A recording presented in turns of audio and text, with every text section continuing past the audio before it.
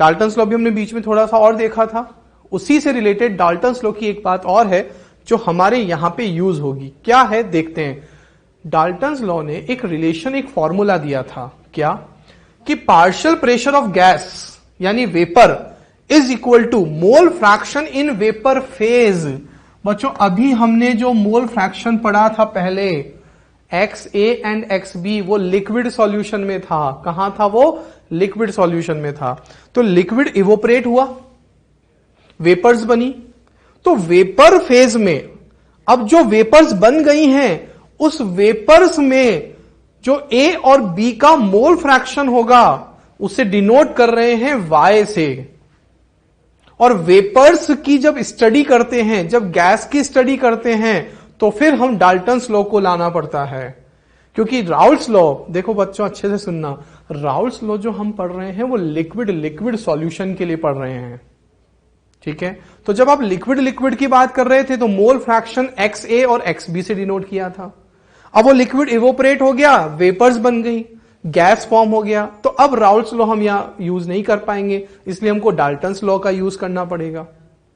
तो Dalton's law ने कहा था कि वेपर्स यानी गैस का जो पार्शियल प्रेशर होता है वो मोल फ्रैक्शन जो वेपर फेज में है कंपोनेंट का multiply total pressure of gas होता है। देखो ये हमारा एक कंटेनर, ये लिक्विड मिक्सचर A और B का जो हमने बनाया था, A के लिक्विड भी है इसमें और B का लिक्विड भी है, होमोजीनियस मिक्सचर है।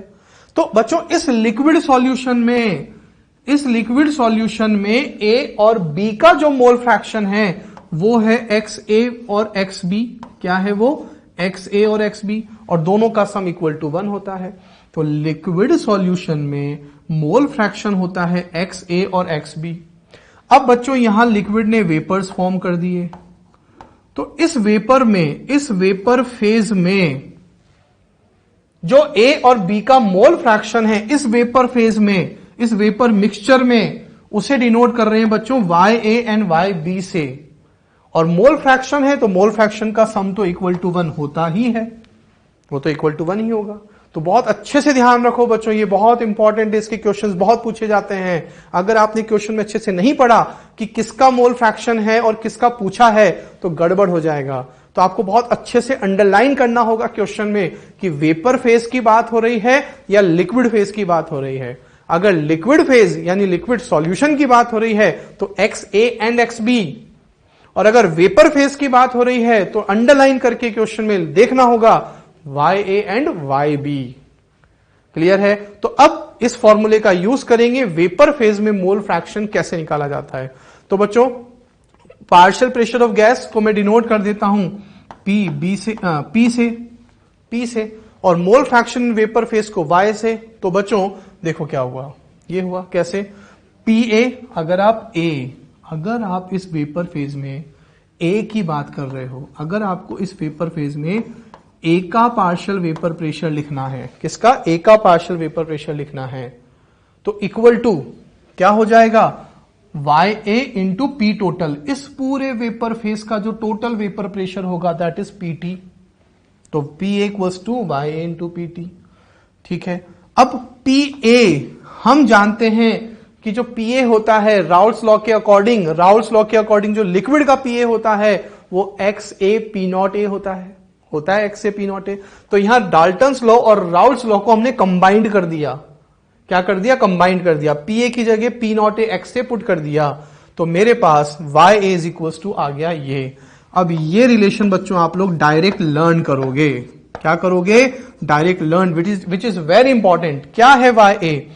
It is mole fraction of A in vapour phase, in vapour mixture. XA क्या है? Mole fraction of A in liquid solution. Clear है? ऐसे B के लिए लिख देंगे PB equals to YB PT। अगर ये B है, इस B का मुझे PB लिखना है, तो इसका मोल फ्रैक्शन क्या होगा? अब YB, total pressure vapour phase का PT, और PB की जगह मैंने लिख दिया बच्चों XB P0B from Raoult's law. तो YB इक्वल्स टू आ गया XB P0B PT। अगेन बच्चों ये भी आपको डायरेक्ट लर्न करना है। तो ये हो गया mole fraction of A and B in vapour phase. Clear है? ओके, तो देखो बच्चों XA and XB equal to mole fraction in vapour phase. ठीक है ना, वेपर फेज बहुत अच्छे से ध्यान रखो। एक्स ए और एक्स बी कहां है? मोल फ्रैक्शन इन लिक्विड फेज। क्लियर है बात, समझ आ रही है ये? ओके। अब बच्चों अगर मैं वाई ए और वाई बी दोनों का रेशो निकाल लूं, क्या निकाल लूं? रेशो। तो बच्चों Y A upon Y B, याद करो हमने एक्स ए और एक्स बी का भी रेशो निकाला था। अगर मैं वाई ए और वाई बी का रेशो निकाल लूं तो दोनों को पुट कर देता हूं मैं। तो जब मैं दोनों को पुट करूंगा तो P not A X A upon P T divided by P not B X B divided by P T, दोनों का रेशो निकाल दिया। पीटी से पीटी बच्चों कैंसिल हो जाएगा, तो मेरे पास क्या आएगा ratio? P not A X A divided by P not B X B, ये आ गया Y A upon Y B. ठीक है, तो दोनों का रेशो ले लिया मैंने, पी ए अपॉन, अब मैं पी नॉट एक्स ए को क्या लिख सकता हूं? पी ए, क्या लिख सकता हूं? P A. ठीक है, तो बच्चों अब मैं P not A X A को लिख दूंगा पी ए। क्या लिख दूंगा बच्चों? P A. और P not B X B को क्या लिख दूंगा? P B. तो ये मेरे पास हो गया रिलेशन। क्या बच्चों, मैंने क्या किया? दोबारा देखो, वाई ए और वाई बी का रेशो लिखा, रिलेशन यहां से इसको पुट किया, वाई बी के रिलेशन को यहां से यहां पुट किया, पीटी से पीटी कैंसिल हो गया, ये आया। और ये कौन है? पी ए, ये कौन है? P B. ये रिलेशन आ गया। इसको आपको रटने की जरूरत नहीं है, बट आना चाहिए हमें न्यूमेरिकल्स के लिए कि जब रेशो की बात हो तो हम ये होना चाहिए, पिक्चर क्लियर होनी चाहिए कि इस तरह से रेशो निकालते हैं। ओके बच्चों, बात क्लियर है? ओके, अब एक बात और आती है बच्चों, एक बात बताओ, अगर ए का वॉलेटाइल नेचर बी से ज्यादा है, क्या ए का वॉलेटाइल नेचर बी के वॉलेटाइल नेचर से ज्यादा है, तो ए की वेपर्स ज्यादा बनेंगी, किससे? बी के कंपैरिजन में। तो जब ए की वेपर ज्यादा बनेंगी तो मुझे वेपर फेज में ए की वेपर्स ज्यादा मिलेंगी, और ए की वेपर्स ज्यादा मिलेंगी तो वेपर फेज में ए का जो मोल फ्रैक्शन है दैट इज वाई ए, वो ज्यादा मिलेगा। क्या बच्चों, मैं क्या बोल रहा हूं कि अगर ए और बी में से ए का वेपर फेज जो वॉलेटाइल नेचर है वो बी से ज्यादा है, तो ए की वेपर ज्यादा फॉर्म होंगी।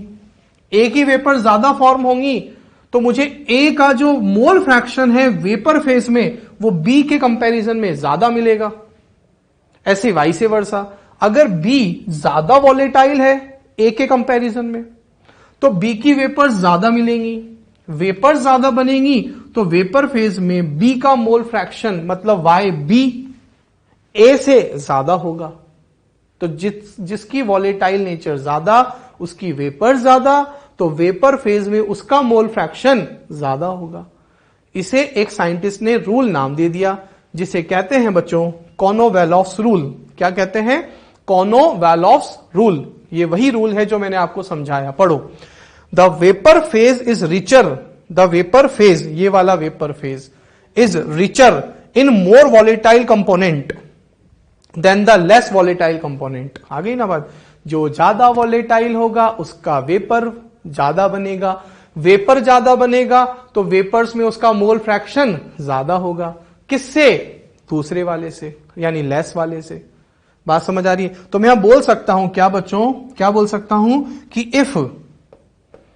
इफ सपोज मान लेते हैं P not A is greater than P not be, अगर मान लेते हैं कि ए बी से ज्यादा वॉलेटाइल है, P not A is greater than P not be मान लेते हैं, तो मुझे बताओ Y A upon Y B का जो रेशो है, Y A upon Y B का जो रेशो है, दोबारा देखना, suppose P not A is greater than P not B, तो Y A upon Y B का जो रेशो होगा क्या वो x A upon X B से ज्यादा होगा? बिल्कुल होगा, है ना बच्चों? ये है हमारे कॉनो-वैलोव्स रूल की बात। क्या कि अगर P not A is greater than P not B, A ज्यादा वॉलेटाइल है तो ए की वेपर ज्यादा बनेंगी, तो ए का मोल फ्रैक्शन बी के मोल फ्रैक्शन से ज्यादा होगा, तो Y upon Y B is greater than X upon X B. आगे ना, यानी वाई का मोल फ्रैक्शन ज्यादा होगा बी के मोल फ्रैक्शन से। क्लियर है? ये है कॉनोवलोस रूल। समझ आ रही है बच्चों बात? क्लियर है? समझ आ रही है बच्चों? इंपॉर्टेंट है, अच्छे से इसको देख लीजिए, आप समझ लीजिए। कहीं भी कोई डाउट है, हम न्यूमेरिकल्स करेंगे, प्रैक्टिस करेंगे क्वेश्चंस की, तो हमें और अच्छे से समझ आ जाएगा। ठीक, तो अब हम करेंगे बच्चों इसके न्यूमेरिकल्स क्वेश्चन। जितना अभी तक हमने टाइप 1 पढ़ लिया है, अभी बच्चों हमने टाइप 1 पढ़ा है फॉर लिक्विड। अब हम पहले उसके न्यूमेरिकल्स करेंगे। तो आप इनको अच्छे से पढ़िए, थ्योरी समझिए, न्यूमेरिकल्स के लिए पहले फॉर्मूले अच्छे से लर्न करें, फिर हम इसके न्यूमेरिकल्स करते हैं। तो ओके स्टूडेंट्स, अब हम लोग न्यूमेरिकल स्टार्ट करते हैं टाइप 1 का, जितना अभी तक हमने पढ़ लिया है राउल्स लॉ। ठीक है, तो देखते हैं बच्चों। 32 ग्राम ऑफ मिथेनॉल, मिथेनॉल का मॉलिक्यूलर वेट आपको गिवन है 32, is added in 23 gram of ethanol, उसका मॉलिक्यूलर वेट भी गिवन है। सबसे पहले देखो बच्चों, ये कौन है? लिक्विड है। ये भी कौन है? लिक्विड है। दोनों लिक्विड का आपको मास गिवन है, मॉलिक्यूलर वेट गिवन है। To form an ideal solution, ideal solution वो होते हैं बच्चों जो राउल्स लॉ को फॉलो करते हैं। ये बात हम आगे डिटेल में पढ़ेंगे, ideal solution and non ideal solution. अभी फिलहाल आप इतना याद रखो, आइडियल सॉल्यूशंस वो सॉल्यूशंस होते हैं जो राउल्स लॉ को ओबे करते हैं, फॉलो करते हैं, उसकी इक्वेशंस को मानते हैं। That is P total equals to P A plus PB को फॉलो करते हैं, उन सॉल्यूशन को आइडियल सॉल्यूशन कहते हैं। बाकी इसको हम डिटेल में आगे पढ़ना है। ठीक है, if vapour pressure of CH3OH, methyl alcohol और इथाइल अल्कोहल का प्योर स्टेट में आपको वेपर प्रेशर गिवन है दोनों का, यानी P0A गिवन है, P0B गिवन है। बच्चों ऐसे क्वेश्चंस में आपको सॉल्यूट सॉल्वेंट कौन है कौन नहीं है उसकी जरूरत नहीं है, आप यहां A और B से लेकर चलो। ऐसा कंफ्यूज नहीं होना, सर हमें पता नहीं लग रहा है इसमें सॉल्यूट कौन है सॉल्वेंट कौन है, उसकी हमें कोई जरूरत नहीं है बच्चों। हमें बस ये देखना है कि P0A गिवन है, P0B गिवन है, मैथमेटिकली इक्वेशन में पुट करना है। ठीक है, तो अब फाइंड आउट क्या करना है? Partial vapour pressure of methyl alcohol and ethyl alcohol, यानी आपको P फाइंड आउट करना है दोनों का। Total vapour pressure of solution यानी PS फाइंड आउट करना है बच्चों आपको। मोल fraction of methanol and ethanol in vapour phase, देखो मैं ये कह रहा था, ऐसे अंडरलाइन कर लो आप कि मोल, जब भी मोल फ्रैक्शन की बात आ जाए ना बच्चों, तो आप पहले ही देख लो किसकी बात कर रहा है, वेपर फेज यानी वाई।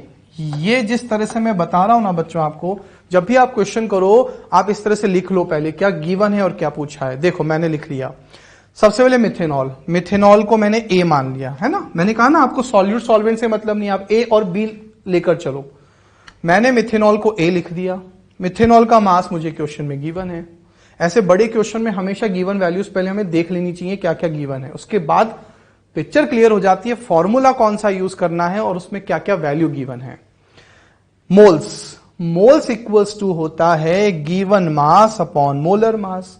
मास मुझे गिवन है 32 ग्राम, मिथेनॉल का मोलर मास भी गिवन है 32, तो बच्चों मेरे पास यहां से मोल्स आ गए, mass divided by molar mass. ठीक है, मोल फ्रैक्शन XA, बच्चों याद करो अगर मुझे Y निकालना है या P निकालना है, कुछ भी निकालना हो, मुझे XA और XB की वैल्यू की तो जरूरत पड़ी नहीं है, फॉर्मूला ही होता है, इसलिए पहले ही हम XA और XB निकाल लेते हैं। इन लिक्विड सॉल्यूशन है ना, मोल फ्रैक्शन इन लिक्विड सॉल्यूशन, तो XA का फॉर्मूला होता है Na अपॉन टोटल मोल्स। मेरे पास Na के मोल्स आ गए 1, मैंने 1 पुट कर दिया। अब बच्चों ऑब्वियस सी बात है XA इक्वल्स टू 1 है, सॉरी Na इक्वल्स टू 1 है, मैंने पुट कर दिया। अब मुझे यहां से बच्चों NB की वैल्यू की जरूरत है, मुझे इथाइल अल्कोहल के मोल्स की जरूरत है, तो देखो मैं यहां से लेकर आता हूं। इथेनॉल का मास मुझे क्वेश्चन में गिवन है, इथेनॉल के मोल्स इक्वल्स टू इथेनॉल का मास डिवाइडेड बाय इथेनॉल का मोलर मास मुझे क्वेश्चन में गिवन है, मैंने उसके मोल्स निकाल लिए, 0.5 आ गया। तो NB की वैल्यू मेरे पास 0.5 आ गई, मैंने उसको यहां पे पुट कर दिया। सॉल्व किया, मेरे पास XA mole fraction of A in liquid phase आ गया 2/3। ठीक है, P0A मुझे क्वेश्चन में बच्चों गिवन है 30 mm of Hg, methyl alcohol का प्योर स्टेट में वेपर प्रेशर गिवन है 30 mm ऑफ Hg। ओके, तो मोल्स निकाल लिए, XA निकाल लिया, P0A गिवन है। यहां पर हमने NB इथेनॉल के मोल्स निकाल लिए, XB equals to NB upon total moles. NB हम यहां निकाल चुके हैं, Na की वैल्यू हमने यहां से यहां पुट कर दिया, NB हमारे पास है, XB आ गया मेरे पास बच्चों 1/3। हाँ बच्चों, एक काम कर सकते थे आपने x से सॉल्व कर लिया ना, तो जरूरी नहीं आप x भी दोबारा सॉल्व करो। X A plus X B equals to 1 होता है। आप वन में से एक्स बी को, अगर आपको एक्स बी लाना है तो आप 1 में से एक्स ए को माइनस कर दो, आपके पास एक्स बी आ जाएगा। वैसे भी कर सकते हो। पी नॉट बी की वैल्यू क्वेश्चन में गिवन है, इथाइल अल्कोहल का प्योर स्टेट का वेपर प्रेशर गिवन है। तो इस तरह से पहले हमें गिवन वैल्यूज गिवन थी। अब सबसे पहले पार्शियल वेपर प्रेशर निकालना है of methyl alcohol and ethyl alcohol. तो पार्शियल वेपर प्रेशर का फॉर्मूला क्या होता है बच्चों? P A methanol equals to P not A X A. Partial vapour pressure पूछा है, प्योर वेपर प्रेशर गिवन है, तो P A equals to P not A X A. P not A question में given है 30, x ए हम find out कर चुके हैं अभी 2/3। सॉल्व किया, मेरे पास आंसर आ गया 20 mm ऑफ Hg। क्लियर? ऐसे पीबी निकालना है तो PB equals to P not B X B. X भी मुझे गिवन नहीं था, मैंने उसको फाइंड आउट किया था, अभी 1/3 आ गया था। पी नॉट बी मुझे क्वेश्चन में गिवन है, इसको सॉल्व किया, आंसर आ गया। तो सिंपल फॉर्मूला बेस्ड क्वेश्चन है। P A P B, partial vapour pressure of methyl alcohol, partial vapour pressure of ethyl alcohol. Clear? Okay. Next क्या फाइंड आउट करना था बच्चों हमको? Total vapour pressure of solution. कितना इजी हो गया? Total vapour pressure of solution equals to P A plus P B. P A मेरे पास आ गया, पी बी मेरे पास आ गया, दोनों का सम कर दिया, 20 + 7 मेरे पास आंसर आ गया 37 mm ऑफ Hg। क्लियर? फिर मुझे बच्चों थर्ड क्या फाइंड आउट करना था? मोल fraction of methanol and ethanol in vapour phase. यानी इस बार मुझे क्या फाइंड आउट करना है बच्चों? YA और YB फाइंड आउट करना है। तो YA इज इक्वल्स टू होता है PA अपॉन P टोटल। याद आ रहा है, हमने पढ़ा था। और PA अभी हम ऊपर फाइंड आउट कर चुके हैं, ये रहा 20। P टोटल हम फाइंड आउट कर चुके हैं 37, तो 20/37। इसको डिवाइड कर लेंगे या फिर ऑप्शन पे डिपेंड करेगा, आंसर आ गया। ठीक है, Y आ गया, YB लाना है। YB इक्वल्स टू क्या होगा? PB upon P total. PB हम फाइंड आउट कर चुके हैं 17 mm of Hg। P total हम फाइंड आउट कर चुके हैं 37। YB आ गया। इस तरह से हमारे पास क्या आया? ये YA YB क्या है? Mole fraction of A and B in vapour phase. Clear है बच्चों? समझ आया? तो देखो, हमने सबसे पहले मोल्स निकाले, XA निकाला, NB की वैल्यू यहां से यहां पुट की, XA आ गया, XB आ गया। क्लियर है? फिर हमने सीधा फॉर्मूला यूज किया PA और PB का, P टोटल निकाला, YA और YB का डायरेक्ट फॉर्मूला यूज किया। ओके, अब हम बच्चों नेक्स्ट क्वेश्चन देखते हैं। Two liquids A and B are mixed to form an ideal solution. वही बात, the total vapour pressure of solution is. बच्चों आपको एक इक्वेशन गिवन है, तो मैं सबसे पहले इसको लिख लेता हूं। मुझे total vapour pressure of solution given है इस फॉर्म में। कितनी बढ़िया बात है, बिल्कुल डिफरेंट क्वेश्चन हो गया। ये आपको गिवन है। Then find the value of P not A and P not B। आपको इस इक्वेशन को देखकर बच्चों क्या निकालना है? P not A and P not B की वैल्यू फाइंड आउट करनी है। ठीक है, तो अब कैसे करें बच्चों? इसके मैं आपको दो मेथड बताऊंगा। एक मेथड जो मैं आपको पहले भी एक्चुअली थ्योरी में सिखा चुका हूं, देखते हैं, अभी रिवाइज करेंगे बच्चों। और एक शॉर्ट मेथड, तो जो आपको इजी लगे उससे आप कर सकते हैं। पहला जो फर्स्ट मेथड है बच्चों, वो क्या है?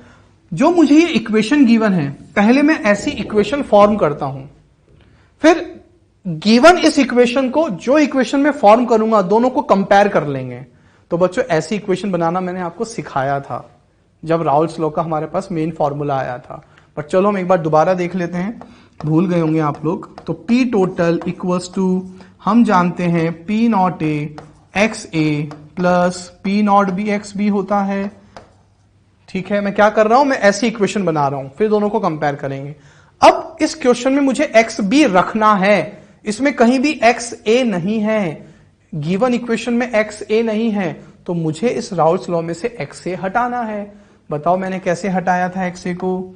हमने लिखा था P not A 1 minus X B plus P not B X B. हम जानते हैं X A plus X B equals to 1 होता है, तो एक्स ए की जगह मैंने रख दिया 1 माइनस एक्स बी। अब मैं इसको आगे सॉल्व करूंगा, मल्टीप्लाई करूंगा, तो P not A minus P not A X B plus P not B X B. Clear? यहां तक समझ आ रहा है? कैसे पता लगा मुझे ये इस तरह से इक्वेशन बनानी है? इसमें से एक्स ए नहीं है, इसमें से एक्स ए हटाना था मुझे, इसलिए मैंने एक्स ए को 1 माइनस एक्स बी लिख दिया। अब यहां बच्चों माइनस रखना है मुझे यहां पे, तो माइनस को माइनस रहने देते हैं। तो मैंने सिखाया था ना माइनस बी कॉमन ले सकते हैं हम, वही इक्वेशन है। तो मैंने माइनस एक्स बी को कॉमन ले लिया, तो अंदर क्या बचेगा? P not A minus P not be. याद आया हमने ऐसी इक्वेशन पढ़ी थी, तो पी सॉल्यूशन की मेरे पास ये इक्वेशन आ गई। अब दोनों को कंपेयर करो, आप इक्वेट कर देते हैं। देखो पी नॉट ए, तो मेरे पास बच्चों पी नॉट ए, ये रहा पी नॉट ए 235, तो डायरेक्ट मेरे पास पी नॉट ए की वैल्यू आ गई कंपेयर करके। तो मेरे पास P not A equals to क्या आ गया? 235। एक आंसर मेरे पास आ गया, ए का प्योर स्टेट में वेपर प्रेशर आ गया। समझ आया? अब माइनस की जगह पे माइनस एक्स बी, देखो ये एक्स बी, ये रहा एक्स बी, है ना? इक्वेट कर रहे हैं, compare X B minus minus, और ये जो है multiply P not A minus P not B, वो किसके इक्वल हो गया फिर? 135 के। तो P not A minus P not B is equal to क्या हो गया बच्चों? 135 हो गया। समझ आ रहा है? पी नॉट ए 235, माइनस की जगह माइनस एक्स बी, ये रहा एक्स बी, और ये जो मल्टीप्लाई में है एक्चुअली ये जो पूरा ब्रैकेट है वो किसके इक्वल हो गया फिर? 135 के। और पी नॉट ए की वैल्यू मैं फाइंड आउट कर चुका हूं, उसको यहां पे पुट कर देता हूं। तो 235 minus P not B equals to 135। इसको आगे सॉल्व करो तो बच्चों 135 इधर आके माइनस हो जाएगा, तो बताओ P not B equals to कितना आ गया? 100। ये मेरे पास सेकंड आंसर आ गया। समझ आया? क्लियर है? तो ये थोड़ा सा मेथड लेंदी है, बट ये बेसिक है, कॉन्सेप्ट क्लियर होता है ऐसे क्वेश्चन से। कभी भी वो ऐसा क्वेश्चन बना दे आप इस तरह से फिर कर सकते हो, भूलोगे नहीं इसमें। क्लियर? तो हमने पहले इक्वेशन बनाई और फिर इन दोनों को कंपेयर किया और आंसर लिया है। ये तो हुआ बेसिक कॉन्सेप्ट मेथड। अब इसका शॉर्ट मेथड क्या है बच्चों? तो इसका शॉर्ट मेथड ये है, हमने याद है ग्राफ में भी समझा था, मैंने आपको बताया था, ऐसी बात नहीं है कि जब एक्स बी इक्वल्स टू 1 होता है तो ये प्योर सॉल्यूट है। तो प्योर सॉल्यूट के केस में मैंने कहा था जो पीएस है वो एक्चुअली किसके इक्वल हो जाता है? पी नॉट ए के। याद आ रहा है ना? क्योंकि P not A X A. अब आप यहां पर P not B X B, आप एक्स ए को 0 पुट कर चुके हो। जब आप एक्स ए को 0 पुट कर चुके हो तो मेरे पास ये इक्वेशन बनेगी। अब एक्स बी की जगह आप 1 पुट कर दोगे तो मेरे पास क्या आ जाएगा? P not be. यानी जो सॉल्यूशन है वो अब सॉल्यूशन नहीं रहा, अब उसका जो वेपर प्रेशर है वो एक्चुअली प्योर का है। सही बात है, क्योंकि अब उसमें सॉल्वेंट तो है ही नहीं। तो देखो वही हमने यहां पे कंडीशन पुट की हुई है। देखो आप एक्स बी 1 पुट कर दिया तो पी सॉल्यूशन क्या हो गया? पी नॉट बी हो गया। P solution he actually P not be हो गया। अब सॉल्यूशन का तो मीनिंग ही नहीं रहा। बस अब आप क्या करो, इस एक्स बी को यहां पे पुट कर दो 1। एक्स बी को क्या पुट कर दो? 1 पुट कर दो डायरेक्ट यहां पर। तो 235 माइनस 135 आ गया 100। तो ये जो 100 आया है ये कब आया है? कब आया है ये मेरे पास 100 बच्चों? देखो अच्छे से, ये मेरे पास 100 कब आया है? जब मैंने एक्स बी को 1 माना है। आपको प्योर वैल्यू फाइंड आउट करनी है ना, तो एक बार आप एक्स बी को 1 पुट कर दो। एक्स बी को 1 पुट कर दिया, एक्स बी को 1 पुट कर दिया, एक्स से तो 0 हो गया। तो मेरे पास ये जो इक्वेशन होती है P S equals to P not A X A plus P not B X B. एक बार मैंने इसको 0 कर दिया, ये 0 कर दिया तो मेरे पास सिर्फ प्योर सॉल्यूट बचा। तो पी सॉल्यूशन यानी प्योर सॉल्यूट का वेपर प्रेशर, तो मेरे पास P solution P not B. तो एक्चुअली अब पी सॉल्यूशन को ही हम क्या कह रहे हैं? पी नॉट बी कह रहे हैं। हमने यहां एक्स बी की जगह 1 पुट कर दिया, एक आंसर आ गया। अब हम क्या कर रहे हैं? अब हम इस वाली इक्वेशन में एक्स बी को 0 पुट कर देंगे तो मेरे पास आ जाएगा P S equals to P not A X A. X A को 1 पुट कर दो तो P S equals to P not A आ गया। कहने का मतलब अब मेरे पास सिर्फ प्योर सॉल्वेंट है, सॉल्यूशन नहीं है। तो पी सॉल्यूशन का मीनिंग नहीं रहा, अब एक्चुअली पी सॉल्यूशन ही मेरा अब प्योर सॉल्वेंट का वेपर प्रेशर है। तो अब मैं इस इक्वेशन में XA को 1 पुट करूंगा, XA तो है ही नहीं, तो XB को 0 पुट कर दो क्योंकि XB है, XB को 0 पुट कर दो यहां पर। जब आप XB को 0 पुट कर दोगे तो ये टर्म तो 0 हो जाएगा, ये आ गया मेरे पास। ये कब आया मेरे पास? जब मैंने क्या माना? XB 0 तो XA इक्वल्स टू 1 माना, यानी ये हो गया प्योर सॉल्वेंट, ये हो गया प्योर सॉल्यूट। तो दो कंडीशन हो गई, बहुत सिंपल इजी सा है। क्या? एक बार आप XA को 0 पुट करो तो XB 1 हो जाएगा। XB 1 यानी कि जो वेपर प्रेशर आएगा वो सॉल्यूट का आएगा, प्योर का आएगा। क्लियर है?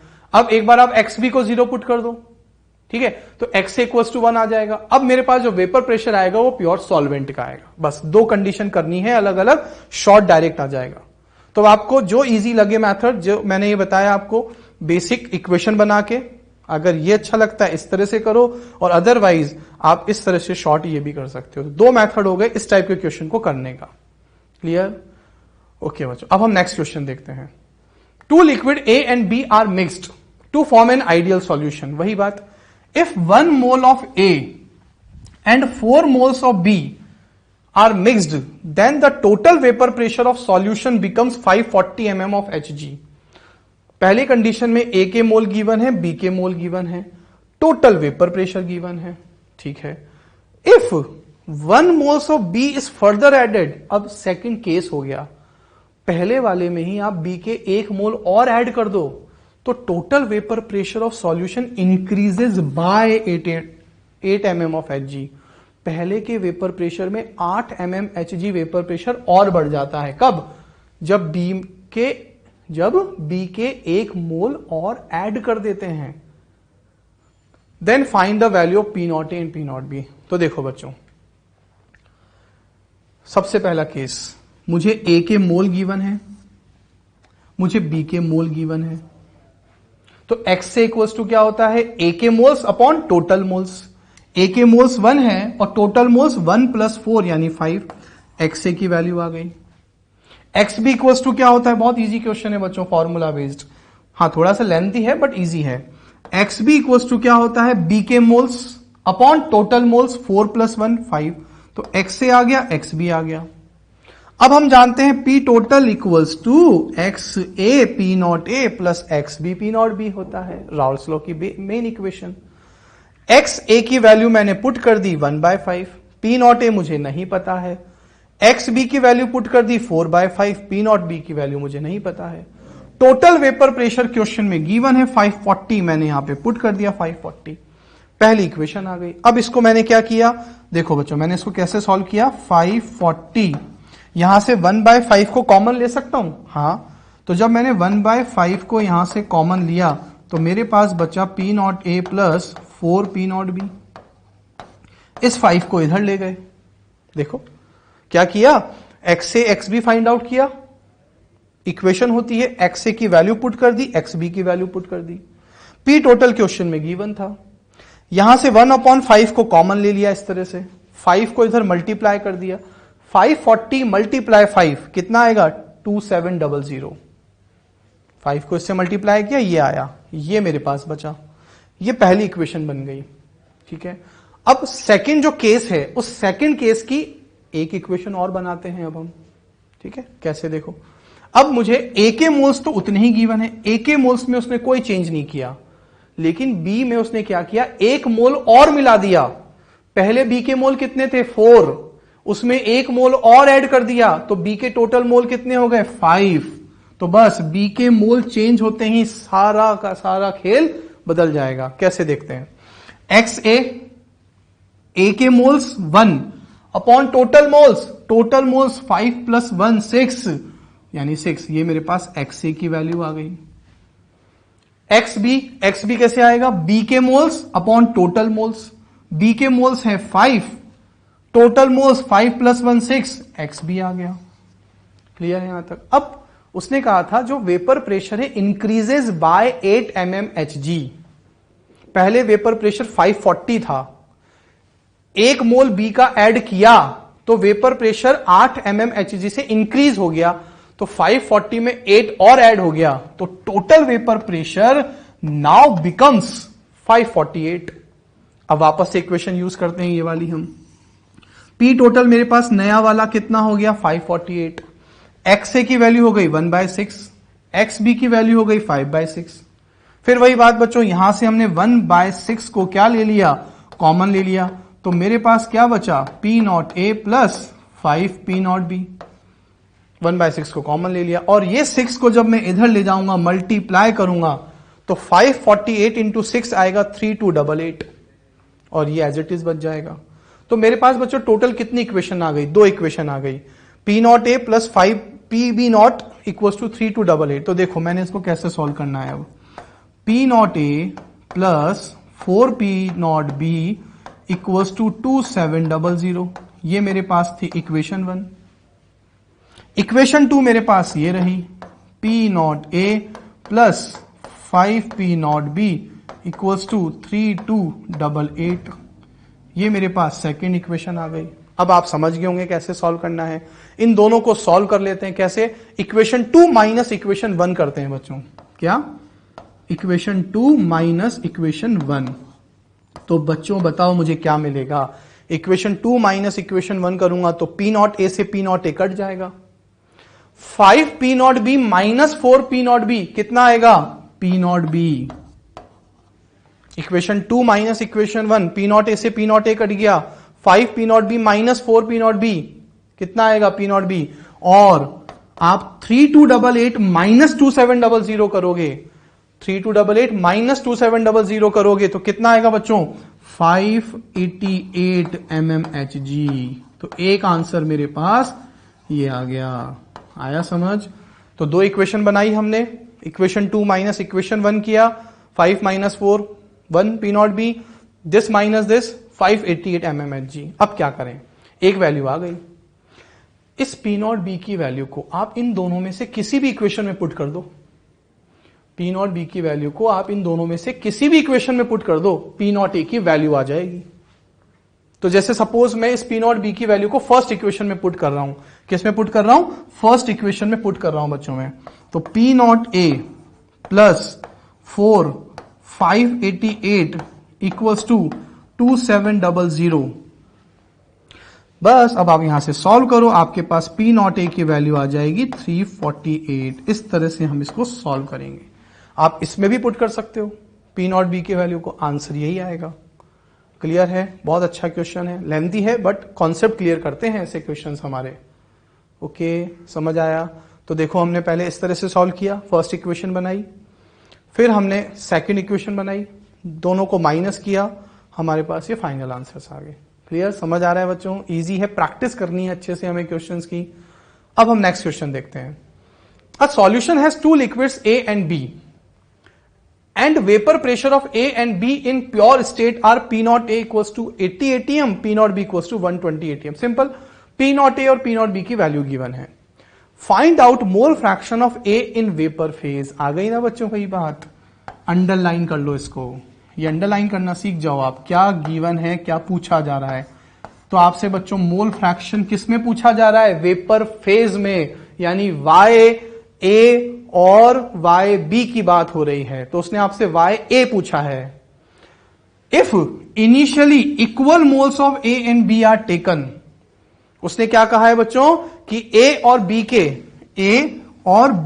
के जो मोल्स हैं इनिशियली वो इक्वल थे। P not A P not B की वैल्यू गिवन है, उसने आपसे YA पूछा है। दोनों के मोल्स क्वेश्चन में इक्वल गिवन है, हमें हमसे YA की वैल्यू पूछी है। ठीक है, अब इक्वल मोल्स हैं तो मैं क्या मान सकता हूं, इक्वल मोल्स यानी कि 1 ले लेते हैं। इक्वल मोल्स का मतलब क्या होता है कि दोनों के मोल्स सेम है, तो 1 1 हो गए दोनों के मोल्स। इस तरह से। तो अब इसको सॉल्व कैसे करना है, बिल्कुल इजी है, फॉर्मूला बेस्ड YA का डायरेक्ट फॉर्मूला यूज करेंगे बच्चों। अब हम तो देखो YA का फॉर्मूला होता है P not A X A upon P total. P total equals to क्या होगा, P not A X A plus P not B X B. यही फॉर्मूला था ना बच्चों, YA equals to PA upon P total. P total को क्या लिख सकता हूं बच्चों में, PA प्लस PB। और PA इक्वल्स टू क्या होता है, P not A X A, PA equals to P not A X A. PB equals to क्या होता है, P not B X B. Clear है। अब देखो मैंने क्या कहा था, इक्वल मोल्स। इक्वल मोल्स जब भी आ जाए इसका मतलब दोनों के मोल्स सेम है, यानी 1 1 है। ठीक है, अब Na1 है Nb1 है, तो मोल फ्रैक्शन कैसे निकाला होगा मैंने, XA इक्वल्स टू A के moles 1 divided by total moles 1 plus 1 2, कितना आ गया 0.5 आ गया। ठीक है, XB डायरेक्ट निकाल लो, 1 माइनस 0.5 कितना आएगा 0.5। तो सिंपल सी बात है, जब दोनों के मोल्स इक्वल हैं तो मोल फ्रैक्शन दोनों का 0.5 होगा, या फिर ऐसे देख लो A के moles upon total moles, B के लिए 1 माइनस 0.5। अब तो सीधा फॉर्मूले में वैल्यू पुट करनी है। P0 क्वेश्चन में गिवन है 80, XA हम निकाल चुके हैं। ये कौन है, मोल फ्रैक्शन इन लिक्विड फेज, पूछा क्या है mole fraction in vapour phase. तो 80 into 0.5 P0 A XA। P0 भी कितना गिवन है क्वेश्चन में बच्चों 120 और XB 0.5। अब तो सिंपल सॉल्व करना है, तो इसको मल्टीप्लाई करोगे 40 और इसको मल्टीप्लाई करोगे 60, तो 40 अपॉन 100 कितना हो गया 0.5। तो मेरे पास YA आ गया। अगर वो मुझसे बोलता मोल फ्रैक्शन ऑफ B भी निकालो इन वेपर फेज, तो अब तो इजी है, तो YB इज इक्वल्स टू हम जानते हैं 1 माइनस YA हो जाएगा, तो 1 माइनस 0.4 इक्वल्स टू कितना आ जाएगा 0.6। तो ध्यान रखना उसने किसका मोल फ्रैक्शन पूछा है, A का, किसमें, वेपर फेज में। क्लियर, समझ आया, इजी है, इंपॉर्टेंट है, ध्यान रखना।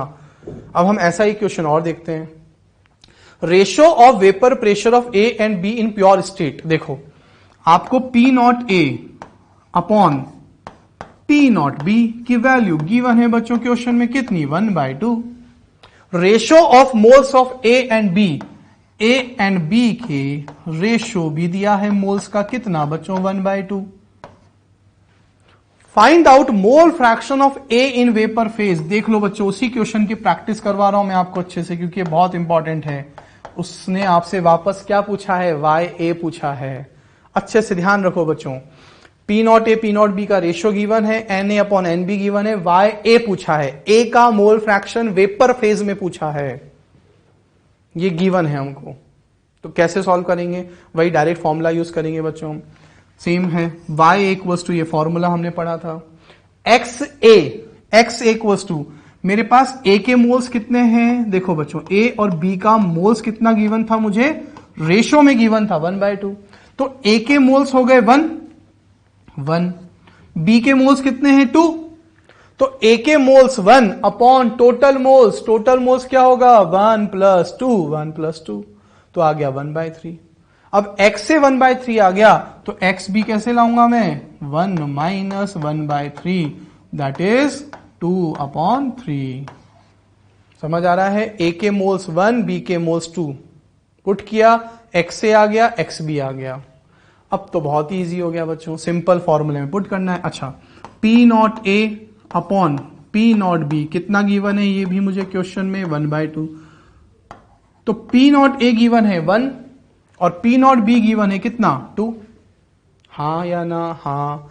तो P0 A गिवन है 1, पुट कर दिया, XA आ गया मेरे पास 1/3 पुट कर दिया बच्चों। देखो यहां पर P0 A 1 पुट कर दिया, XA 1/3 अगेन सेम हो गया, तो प्लस बच्चों P0 B कितना गिवन है क्वेश्चन में, ये रहा 2, तो मैंने यहां पे पुट कर दिया 2। XB कितना है 2/3 पुट कर दिया बच्चों। अब तो सिंपल कैलकुलेशन है, सॉल्व करना है बस बच्चों हमको। तो ये XA हो गया, ये P0 A XA, ये हो गया P0 B XB। सिंपल इसको सॉल्व किया, 3 से 3 कट गया, 1/5 और 1/5 का मतलब हो गया 0.2। ये मेरे पास आ गया YA, mole fraction of A in vapour phase.